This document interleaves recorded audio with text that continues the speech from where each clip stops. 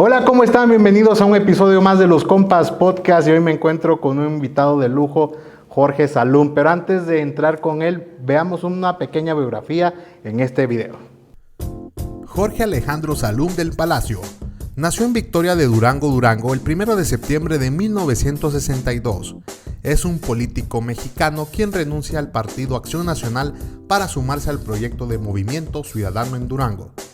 Ha sido diputado federal y presidente municipal de Durango.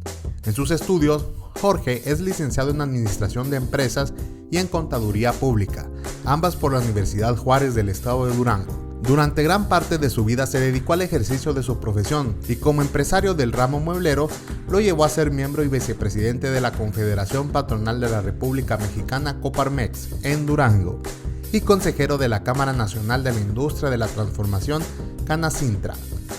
Vida política. Inicialmente fue miembro adherente y luego militante pleno del PAN. Fue presidente del comité municipal en el municipio de Durango. De 2005 a 2006 fue regidor del Ayuntamiento de Durango y coordinador de los regidores del PAN. Solicitó licencia como regidor para ser candidato del PAN a diputado federal por el Distrito 4 de Durango, siendo electo para la legislatura de ese año al de 2009. En dicha legislatura fue secretario de la Comisión de Economía e integrante de la Comisión de Asuntos Indígenas y de la Comisión de Hacienda y Crédito Público. En 2006 fue elegido diputado de la legislatura del Congreso del Estado de Durango en representación del Distrito 5 local. Solicitó licencia en el 2018 para ser postulado nuevamente candidato a diputado federal por el Distrito 4 federal, en esta ocasión por la coalición por México al Frente que integraba su partido junto con el PRD y Movimiento Ciudadano. Los resultados electorales le dieron un triunfo por una mínima diferencia sobre la candidata de la coalición Juntos Haremos Historia, Hilda Patricia Ortega Nájera, que sin embargo impugnó la elección ante el Tribunal Electoral del Poder Judicial de la Federación, que le dio la razón retirando el triunfo a Salum y otorgándoselo a ella, que se convirtió en diputada federal a la legislatura. En elecciones de 2019 fue candidato del PAN a la presidencia municipal de Durango, logrando el triunfo en la misma. Él es Jorge Alejandro Salum. Bienvenido a Los Compas Podcast. Bueno, una gran trayectoria la que nos deja Jorge Salum. Bienvenido, Jorge, ¿cómo te encuentras? Bien, Germán, muchas gracias por la invitación, un gusto estar aquí en tu programa. A ver, antes de entrar a lo que todo el mundo quiere escuchar, porque un cambio al otro, empecemos, ¿dónde nace Jorge Salum? Pues fíjate que yo soy ahora sí que duranguense hasta el cuello, porque aquí nací, aquí crecí, aquí estudié desde la primaria hasta mi formación profesional y aquí he trabajado. Entonces pues prácticamente digo, sí he tenido salidas a algunas partes fuera, pero realmente pues ahora sí que me lo he pasado toda mi vida aquí en Durango y también bueno pues ahora sí que mi trayectoria política ha estado también aquí en la ciudad y bueno pues con mucho gusto aquí seguimos. A ver, ¿dónde estudiaste? ¿Qué estudiaste? Cuéntanos esa trayectoria. Fíjate que bueno pues lo que es la primaria, la secundaria las hice en escuelas de gobierno, la primaria en la escuela Alberto Miguel Alvarado, es una escuela muy tradicional de aquí de Durango que está, por cierto, muy cerca de la casa donde yo vivía de niño. La secundaria la hice en la Escuela Tecnológica Industrial en la 101 y la preparatoria la hice en el Colegio de Ciencias y Humanidades del Promedac. Y luego ya mi formación profesional, mi carrera la hice en la Facultad de Contaduría y Administración, soy contador público. ¿Y en tu vida ya profesional o de empresario, a qué te dedicaste? Fíjate que desde muy chico, todavía no terminaba yo la carrera, ya estaba trabajando en un negocio de la familia, que fue un negocio de muebles, que hasta la fecha se conserva. Y luego ya, durante muchos años, yo me encargué de ese negocio, tuve algunos otros ahí en el camino, fabriqué uniformes, rentaba maquinaria pesada también, algunas cosas que hice en el camino, pero esencialmente lo fuerte siempre fue la fabricación de muebles, hasta que luego ya me empecé a dedicar a la actividad política, no dejé temporalmente la parte empresarial, hasta que ya, bueno, pues ahora sí que me absorbió todo el tiempo la parte política y la parte empresarial pues la manejo a través de un amigo socio. A ver, para los chavos que nos están viendo, una anécdota que te haya marcado cuando estuviste en el colegio, en la prepa. Híjole, pues fíjate que fue un 2 de octubre, precisamente el Día de la Raza. En la preparatoria, es una preparatoria, una escuela privada, en donde el director pues era muy estricto con todos los alumnos, el licenciado Joel Bautista. Y en esa época, en esa etapa yo estaba enfermo, me enfermé de hepatitis y se hizo un golpe, es decir, todos los alumnos por primera vez en la historia de la escuela hicieron golpe. No fueron, o sea, se salieron de la escuela porque era ese día de la raza, etcétera. Y no, pues el director armó un escándalo y me echó la culpa a mí de haber organizado el golpe cuando yo ni siquiera había ido a la escuela, ¿no? Y nunca pude convencerlo de que no había sido yo, a pesar de que estaba enfermo, ¿no? Entonces, bueno, pues no sé por qué tenía yo esa fama en ese entonces, pero hasta la fecha, como algunos, bueno, al director finalmente le pude comprobar porque estaba enfermo, tenía todos los datos, pero él expulsó a algunos alumnos por esa situación y hasta la fecha me reclaman esos alumnos que expulsaron de que por mi culpa los expulsaron cuando yo ni fui a la escuela ese día, ¿no? Pero bueno, pues son parte del dicho ese de que cría fama y échate a dormir, ¿no? ¿Algún consejo que les deja a estos chavos cuando están en la prepa? Pues fíjate que yo la prepa la dejé hace ya muchos años, creo que ya ahorita son otros ambientes, otro tipo de costumbres, de personas, en fin. Y la verdad, bueno, pues ahora sí que es la etapa más importante, tal vez yo creo que en la vida de un joven es cuando se define tus preferencias en términos de que vas a estudiar después que salgas la prepa y todo. Es cuando creo que estás más inquieto y haces más desastres y más fiestas y todo. Pero creo que es la etapa más importante, así que simplemente pues hay que tomarla también con la madurez que se requiere para tomar una decisión de vida correcta, porque ahí es donde se decide pues, lo que vas a hacer de aquí en adelante, ¿no? ¿Participaste en algún tipo de liderazgo, de presidente de algo dentro de tu etapa estudiantil? Pues fíjate que en la preparatoria no había una como tal sociedad de alumnos, pero sí tuve, bueno, pues algunas participaciones en las organizaciones que ahí se daban. Y luego ya en mi formación profesional en la Facultad de Contaduría, sí participé como candidato a presidente de la facultad, perdí esa elección. En ese entonces también era así como que los alumnos que están con un partido y los que están con otro, partidos políticos, no como los de ahorita, ¿no?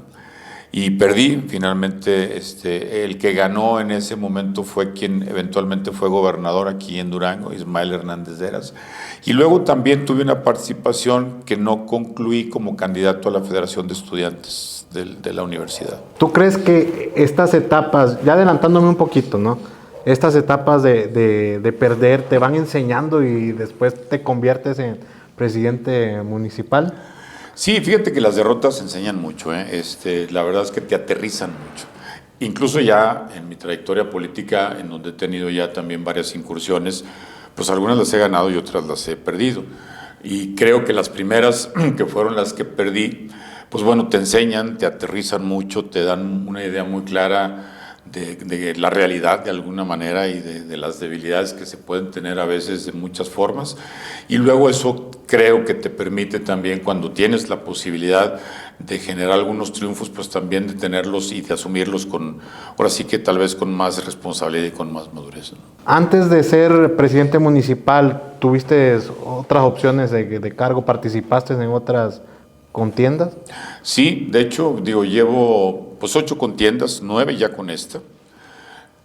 Fui 2 veces diputado local, fui una vez diputado federal, aunque competí otra vez para diputado federal. Esa la gané en la elección, pero la perdí después en un litigio ya en los tribunales. Pude haber sido 2 veces diputado federal y fui regidor. Y luego ya posteriormente presidente municipal. ¿Podemos saber por qué el litigio donde no eres, como lo vimos en el video de biográfico? El de la elección que gané, pues mira, fue la elección del 2016 cuando fue candidato también el actual presidente Andrés Manuel López Obrador, que fue una elección pues muy complicada. Prácticamente en ese entonces, bueno, los candidatos del partido del presidente ganaron aquí en Durango y en todo el país todas las elecciones, y yo gané el único distrito que se ganó en Durango, de los 4 federales que había o que hay, se ganó con una diferencia relativamente baja de 1,400 votos. Ellos impugnan la elección, se va a tribunales en el Estado y luego se va a la Sala Regional de Guadalajara y termina en la Sala Superior de la Ciudad de México. Y en cada etapa fueron tumbándome votos hasta que terminé perdiendo la elección por 13 votos. Muy bien. Después viene la elección de presidente Después municipal. viene la elección a presidente municipal. Todo esto anterior fue dentro del PAN. Todo fue dentro del PAN. La elección que actualmente estoy participando como candidato a senador es la única que he hecho, que estoy haciendo fuera ya del PAN. Ok. ¿Cómo fue la experiencia cuando ya llegas como presidente municipal? ¿Cuáles fueron los mayores retos? Porque llegó la pandemia. Sí, bueno, la pandemia yo creo que fue uno de los principales retos, el principal obstáculo para muchas cosas. Nunca como sociedad, de manera en nuestra generación, cuando menos desde luego que ha habido otras pandemias en la historia y en México también, pero como generación pues nunca habíamos tenido esa experiencia y nos tocaron de los 3 años que dura una administración municipal, 2 fueron de pandemia, muy complicados en ese sentido porque bueno, pues evidentemente la gente estábamos muy preocupada por el tema de salud, desafortunadamente mucha gente incluso falleció, mucha se enfermó y estuvo muy grave, en fin, y como administración, bueno, pues tuvimos que ser los ejecutores de muchas acciones que nos marcaban las autoridades sanitarias, la restricción de aforos en espacios, cerrar algunos negocios, plazas públicas, en fin, y todo eso pues generó mucha inquietud, muchas inconformidades, además que bueno, eso ya tal vez fue una detección posterior que hicimos, pero la verdad fue muy difícil comunicar lo que como gobierno estábamos haciendo, tal suerte que la gente pues se pasó 2 años sin saber qué hacía la presidencia municipal porque la comunicación estaba totalmente centrada en el tema de la pandemia. Lo financiero también pues tuvo que aplicarse algo de recurso en ese sentido.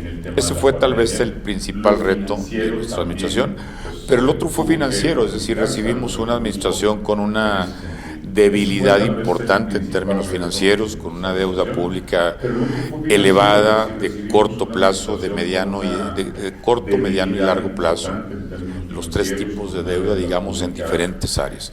Así que bueno, pues fueron 2 años también que creo que nos tardamos en dar y en hacer un saneamiento de toda la administración, en pagar deudas de proveedores, etcétera, renegociar algunos contratos, particularmente, por ejemplo, el de las luminarias que se compraron para toda la ciudad, cerca de 35,000 luminarias, que era un contrato de cerca de 1,200 millones de pesos, lo bajamos a 400 millones, es decir, le ahorramos 800 millones de pesos al municipio, que yo espero que eso pues se traduzca a lo largo de los años en 800 millones de pesos en acciones y en obras para el municipio.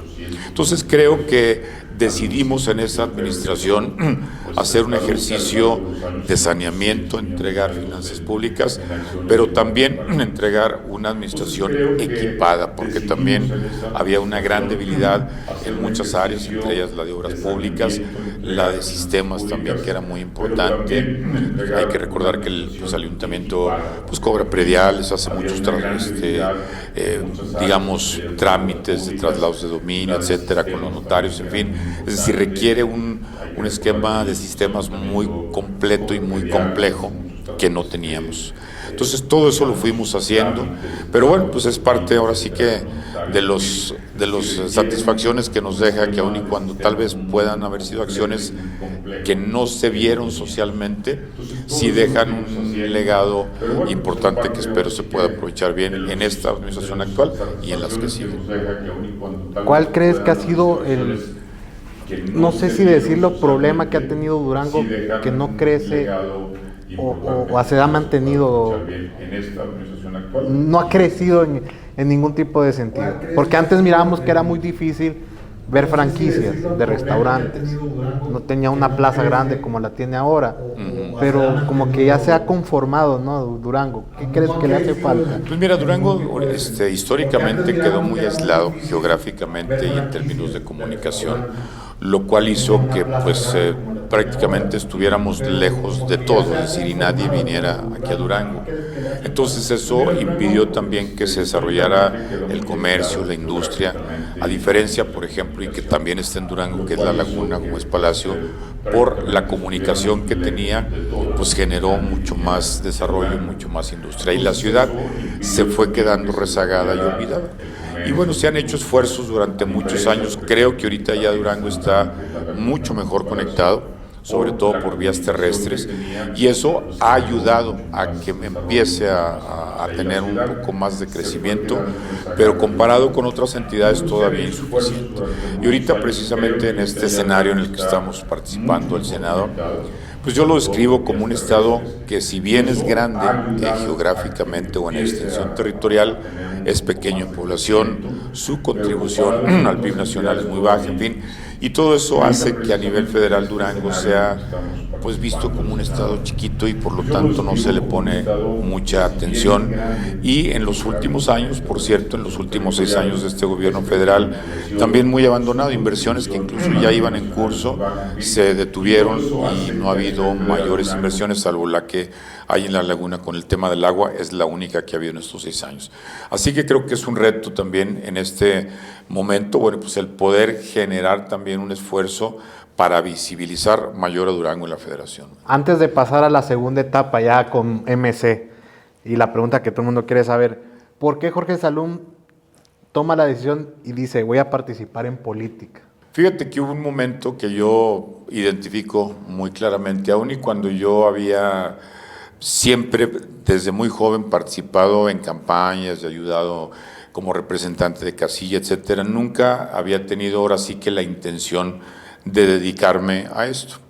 Pero hubo un señor que sigue siendo de mis héroes en la política, que se llamaba Manuel Cloutier, que fue candidato a presidente de la República por el PAN, y fue, cuando yo lo conocí, era presidente de Coparmex, y en esa calidad vino una vez a Durango como presidente nacional de Coparmex, y yo era miembro de Coparmex, y él tuvo una plática muy interesante con muchos entonces jóvenes, ya no estamos tan jóvenes, pero en aquel entonces sí lo estábamos.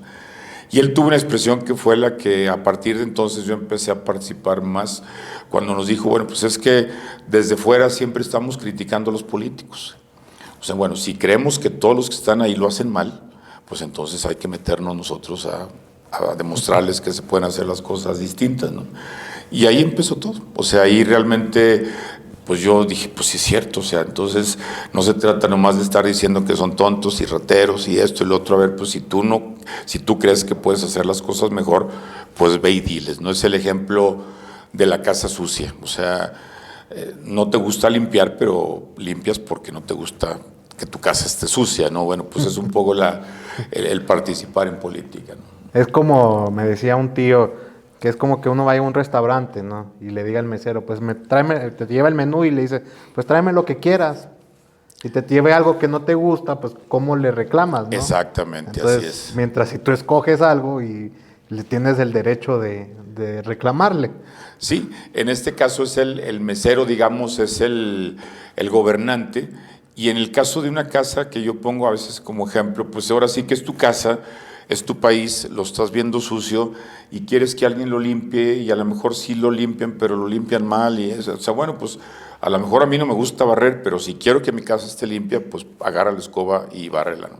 Yo creo que así es un poco la política, y no porque como ciudadanos todos tengamos que estar adentro de la política en una actividad netamente política y electoral, pero sí desde fuera también creo que todos tenemos una parte de esa responsabilidad de contribuir, de hacer y de buscar que quienes son nuestros políticos, nuestros meseros, pues nos traigan lo correcto, ¿no?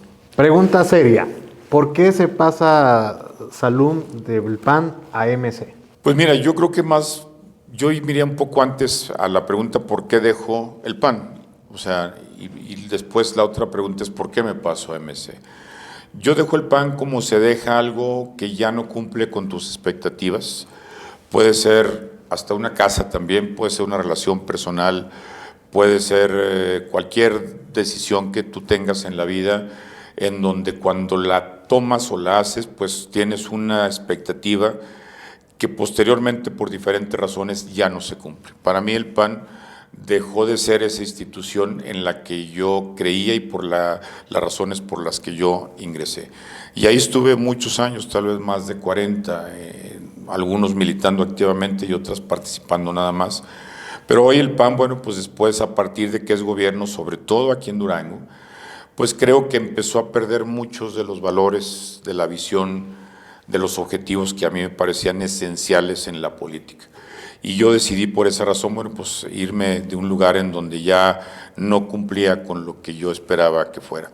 Y luego me voy a MC porque es un partido que una vez que tomo la decisión de ya no estar en el PAN o en el proceso en donde también hubo varios meses de discusiones, de quejas, de denuncias que yo hacía públicamente de lo que estaba pasando, sobre todo en los gobiernos locales, en donde empezó a haber pues una discusión de si yo seguía en el PAN o no seguía. Y en ese proceso, bueno, pues me invitan de Movimiento Ciudadano, lo cual simplemente escuché en un principio, y posteriormente, y después de varias reuniones y de un diálogo que también duró varias semanas, digámoslo así, tomé la decisión no solo de dejar el PAN, sino de incorporarme a Movimiento Ciudadano. Como vimos en el video, ya había relación con MC, ¿no? O sea, hubo una alianza. Hace algunos años hubo una alianza. De hecho, yo fui candidato en ese momento por la alianza. Correcto. Sí. Entonces ya habías levantado la bandera. Pues de es que MC. mira, los partidos ahora sí que son vehículos, ¿verdad? Y no son necesariamente siempre adversarios. Ahorita, por ejemplo, vemos al PAN sí haciendo una alianza con quien fue históricamente su adversario, que era el PRI, ¿no? O sea, yo nací en el PAN peleando contra el PRI. Y ahora, bueno, pues se decidió y yo acepté como una decisión correcta que el PAN se aliara en su momento con el PRI, porque ya había un enemigo, desde nuestro punto de vista, más peligroso que el propio PRI. Y con el caso de MC, bueno, pues también hubo una etapa en donde las alianzas se construyeron, en ese entonces creo que se hizo con MC y se hizo con el PRD, no con el PRI, pero yo también fui parte de esa alianza y no dudaría que en el futuro también pueda volverse a dar. Pregunta seria, ¿cómo ve la política a nivel nacional, enfocada más que todo a los ataques que está recibiendo el actual partido que está gobernando? Pues mira, lo que pasa es que ahorita estamos ya en el momento en donde tenemos que evaluar un gobierno que se va, porque ya está en su último año, pero también tenemos que decidir qué gobierno viene. Entonces, en todo caso, pues es parte de la decisión de qué gobierno viene, también se fundamenta en evaluar al gobierno que se va, porque es un partido que también está compitiendo. Y eso es normal cada final de sexenio, pero en este caso me parece más relevante porque tal vez nunca como antes estábamos ante una disyuntiva de dos modelos de gobierno totalmente distintos. Así que a mí me parece muy importante el poder valorar lo que ha hecho este gobierno, que desde mi punto de vista ha dejado mucho que desear. Volvió a incumplir, como muchos otros gobiernos, la gran mayoría de las promesas que hizo cuando nos vendió que era diferente a los que gobernaban. Así que bueno, pues es parte de esto y se está dando también pues una discusión en función de lo que ahorita pudiera ser considerado el problema más serio en el país, que es el tema de la inseguridad. ¿Cómo crees que se puede combatir ese tema de la seguridad? Pues mira, en principio con decisión de enfrentar ese problema como debe de serse, con la ley en la mano, con el Estado de Derecho. No se trata si das abrazos o si das balazos, simplemente es la ley la que debe hacerse cumplir. Y en México el problema que tenemos es que, pues ahora sí que no me vengan que la ley es la ley, ¿verdad? Cuando nos conviene se aplica y cuando no conviene no se aplica. Y en el tema de la delincuencia y de la inseguridad como tal, pues creo que se ha prácticamente abandonado la lucha, si no es que se ha convivido con la delincuencia, en donde ya tal vez hay espacios en donde es difícil diferenciar dónde están los delincuentes y en dónde están los gobernantes, porque parecen los mismos. ¿Tú crees que es necesario cambiar desde una generación nueva esa forma de pensar? Porque a veces veo chavos en la calle que andan con sus bandoleras y sus radios de comunicación y uno ya no sabe si pertenecen o no al crimen organizado. Y fíjate que bueno, creo que en los chavos o en un sector importante pues se ha generado una especie hasta de, no solo de normalización, es decir, de verlo ya como algo normal, porque eso creo que es a nivel sociedad, pero en la juventud pues también hasta como una aspiración por las cosas que representan, ¿no? Sobre todo a lo mejor en localidades menores, pequeñas, en donde Los jóvenes pues ahora sí que ven en eso la posibilidad de generar un ingreso mayor, se sienten fuertes con un arma en la mano, etcétera. Y ese tipo de cosas creo que poco a poco han ido creciendo gracias al abandono del Estado del tema de controlar la inseguridad, en este caso la delincuencia organizada. Ahora bien, ¿por qué el Senado de la República? Pues mira, es un espacio, yo ya había aspirado al Senado de la República, de hecho lo hice desde el PAN. Es un espacio en donde creo que puedo contribuir de manera pues relevante. Es la tribuna más grande del país, más importante por lo que representa, y creo que yo, bueno, pues dada la trayectoria que he tenido, creo que puedo ayudar desde el Senado correctamente al Estado. Para la gente que no sabe qué es lo que hace un senador, porque a veces mucha gente se confunde hasta con los mismos diputados que creen que su deber es pues darles dinero, ¿no?, a la gente. ¿Qué es lo que hace un senador? Fíjate que esa es una pregunta que valoro mucho y que trato siempre de atender, aun y cuando pueda no surgir en un cuestionamiento, porque efectivamente existe un desconocimiento generalizado sobre la labor legislativa, y esto también es culpa de quienes son o han sido candidatos en su momento, porque también van ante la sociedad a ofrecerle cosas que no necesariamente corresponden a la función de un legislador, y por eso la gente se va, ahora sigue con la idea de que, pues bueno, el legislador efectivamente me puede dar dinero, me puede pavimentar la calle o etcétera, ¿no? Cosas de ese tipo. Y la verdad es que siempre ha sido, yo te comentaba que he sido legislador, 2 locales y 1 federal, y siempre ha sido muy complicado explicarle a la gente, ya cuando eres legislador, qué estás haciendo. La gente no ve que hagan realmente algo que lo vean reflejado de manera directa en un beneficio, como puede ser a lo mejor el de un presidente municipal o el de un gobernador, que sí tienes acciones que pueden verse de manera inmediata.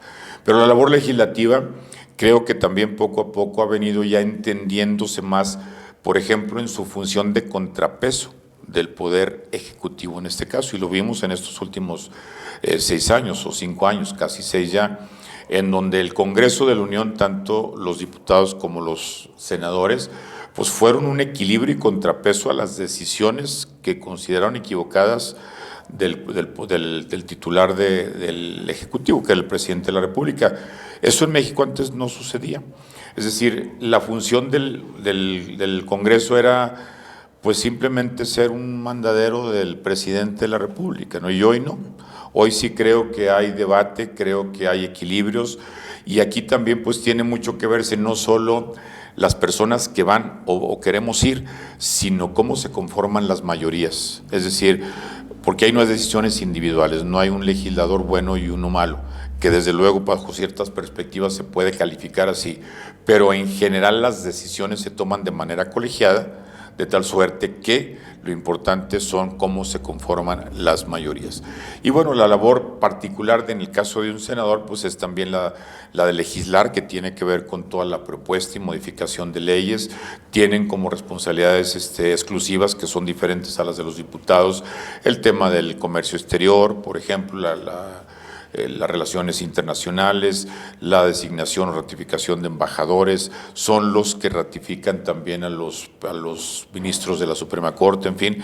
Es una función pues importante en términos de lo que representa en lo que es el Estado mexicano. Si llegas a ser senador, pregunta seria, ¿qué harías para que Durango se dé a conocer en Estados Unidos principalmente y sin dejar de mencionar en todo el mundo? Fíjate que yo lo he venido mencionando en estos días que tenemos de campaña, que precisamente una tribuna como el Senado te permite tener esa estatura y esa voz para poder visibilizar, primero, ante la Federación, porque sí creo que Durango, por ser un estado, como ya mencionaba hace algún momento, pues pequeño y su contribución muy reducida comparada con otros estados, a veces es poco visible en el entorno nacional y desde luego en el internacional. O sea, incluso hay gente de México que no sabe que existe Durango o no sabía hasta recientemente, pues mucho más a nivel internacional. Y fíjate que Durango, el estado y el municipio también, tienen una oferta, por ejemplo, turística muy valiosa que habría que tratar también de seguir desarrollando porque ya ha tenido un desarrollo todavía insuficiente, pero con un potencial enorme que todavía tiene. Y creo que a nivel internacional, que era como tú planteaste la pregunta, sería un atractivo importante el poder vender a Durango como un estado también que tiene una gran capacidad de desarrollo turístico, sobre todo en todo lo que tiene que ver con turismo de naturaleza, que a diferencia del turismo de playa, bueno, pues que está muy conocido y reconocido México como un destino de turismo de playa. El turismo de naturaleza es de los que más ha crecido en los últimos años. Incluso, por cierto, después de la pandemia tuvo un boom, porque es muy sano, porque tiene muchas actividades, no es solo las cabañas, es muchas cosas, es el aviturismo, es el montañismo, el senderismo, etcétera. Y Durango, pues ahora sí que se pinta solo para eso. Hemos visto en estos últimos días, hablando más específicamente en el estado de Durango, hay muchos artistas que se quejan porque ya no hay apoyo a la cultura, y en específico en el cine.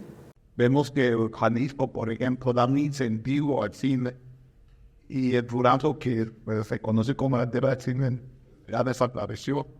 De hecho, han desaparecido del municipio institutos dedicados a la cultura y la movimientos sola.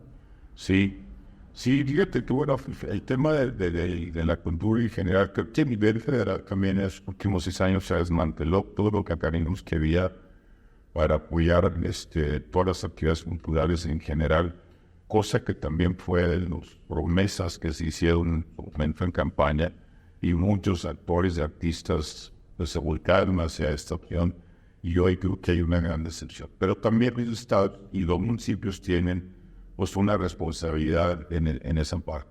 Y también coincido contigo que Durango, el Estado, y ahora el municipio, porque creo que en el caso cuando estuvimos, bueno, tratamos de darle hasta en la medida de lo posible pues, todo el impulso que esa actividad debe tener.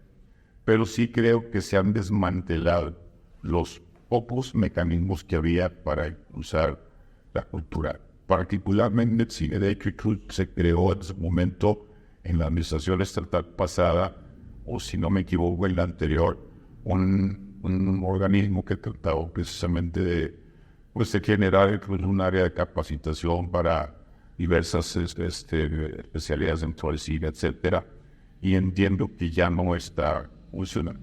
Entonces sí creo que es de las cosas que primero tenemos que tratar de rescatar a nivel federal, así como de la salud, como la cultura, con muchas cosas que también se dejaron de hacer, a veces hasta por el simple hecho de que, como las había hecho otro gobierno, pues yo las quito. Y en el caso del municipio, efectivamente, hubo una fusión reciente en esta administración que en teoría no desmantelaban las actividades, sino simplemente las ponía en un organismo que las iba a seguir haciendo, y hasta donde sé, muchas de ellas no se han continuado. Sí. Muy bien, vamos a entrar a la parte más divertida del programa. Es rápida. Te voy a hacer una serie de preguntas y nada contestar con una sola palabra. Y si no es sola, si tengo la palabra que la relación es con él, ok, una palabra. Híjole, a ver cómo no. Voy a empezar por el favorito. Naranja. Pero no es por el tanto. No. Siempre tenemos la naranja. No, a veces he tenido por ir a esta época, no sé por qué me gusta la naranja.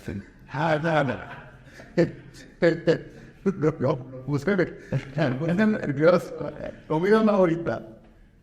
Chile de lejos. Bebida favorita. Coca sin azúcar. Cosa que más te gusta a las personas. Sinceridad.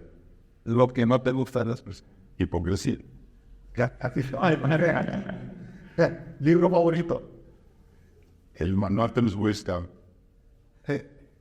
Personaje favorito. Ya me había mencionado uno, pero hablemos de algo internacional. Nelson Mandela. ¿Por qué? Es una historia de vida muy impresionante la de Mandela, y la he tratado de seguir un poco. ¿Qué música escucha? Volkswagen. ¿Alguna canción? Pues me gusta, por ejemplo, toda la música de los 80s, la música en inglés, Chicago, Queen, Entonces, hace bien con la otra dinámica de película favorita. Y Gandhi. Gandhi. Sí, a todas maneras. Sí, Gandhi. Muy bien. Sí, digo líder, ¿por qué no lo hacen? Líder. Líder. Pienso en una persona. Durango. Mi casa. Senado. Objetivo. Movimiento Ciudadano. Mi nueva casa chica. Futuro. Es siempre. Muy bien, ahora vamos a pasar a la otra dinámica. Lo puse nervioso con la Tenemos 3 cartas. Una azul, una gris y una dorada. ¿Y la naranja? Pues no, una naranja fue donde el vaso. Pero vaso no vale. Cada una de esas cartas tiene un reto. La mayoría va para TikTok. Se va a tener TikTok con nosotros de aquí. Órale. Este segmento es patrocinado por Apolo, quien se encarga de mandarnos estas caras de avión. Así que, ¿qué colores copias? ¿Qué colores me dijiste que había? Azul, yo sé que no es tu color favorito. Ahorita no me dices. Y el dorado. El dorado. El dorado. Ahí definición. Yes. Vamos a ver. Si quieres saber, A ver, no mira cómo se abre. se le aprieta el botoncito. Este de Cartman. Este botoncito para frenar. Me ayuda. Anda. Ay, caray. ¿Cuándo lo veo? Te tocó el dorado, te vean. Si no, pues hacer un TikTok político, porque el ping-pong se me hace que ahorita no le voy a atinar a esa velocidad. Ok, un TikTok político. No traigo mis tenis fosfo, pero soy fosfo. Vota naranja, es lo que viene. Vamos a votar todo naranja este próximo 2 de junio. Bueno, muchas gracias. Gracias, Jorge, por habernos acompañado este día. Muchas gracias a todos. Bueno, nos vemos hasta la próxima. Bye.